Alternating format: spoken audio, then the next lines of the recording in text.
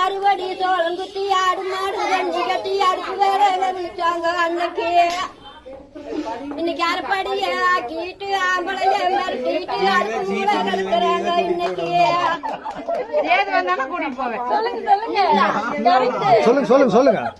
கம்மஞ்சோறு சோளத்தோறு கருகி போன தீபச்சோறு கரைச்சு நல்லா குடிச்சாங்க அன்னைக்கு.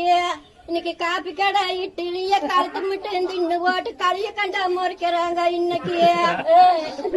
அதுக்கெல்லாம் நாங்க ஒரு சாப்பிட்டு குளிச்சு போனா தைச்சு போட்டுருந்தோமுங்க. தைச்சுதான் போடுவோம்.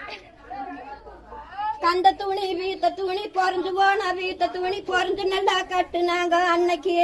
இன்னைக்கு சிலுக்கு மேல சிலுக்கு வந்து சீரான வயசு வந்து மிங்கோசுவா மீறி போச்சு இன்னைக்கு.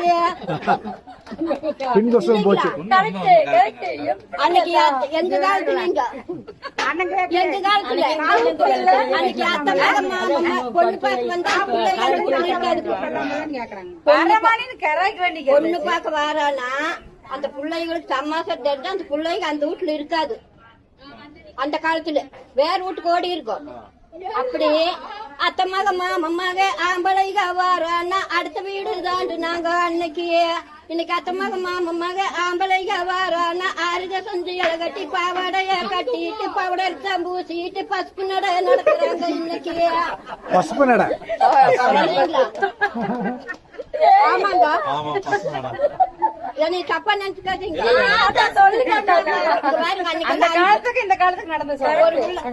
அஞ்சு புள்ள 6 புள்ள இருந்தாலும் கூட ஒரு பையன் வேணும்னு பழனிக்கு 12 அமாவாசை போனாங்க. 12 அமாவாசை போவாங்க. அன்னைக்கு 5-6 பிள்ளைங்க இருந்தாலும் ஒரு பையன் வேணும்னு அன்னைக்கு அவங்களுக்கு 10 உருப்படி பெத்தெடுத்தாங்க. இன்னைக்கு எப்படின்னு தெரியுங்களா? இன்னைக்கு அன்னைக்கு எல்லாம் புள்ள குட்டி வேணும்னு கோயம் போனாங்க கும்பிட்டாங்க சாமிகளை அன்னைக்கு. இன்னைக்கு புள்ள குட்டி வேண்டாம்னு ஊசியத்தான் போட்டுட்டு உயிர் போக நடக்கிறாங்க இன்னைக்கு. உண்மைங்களா இல்லையோ? இன்னைக்கு அந்த பிள்ளைக்கு பலனா இருக்குதுங்களா?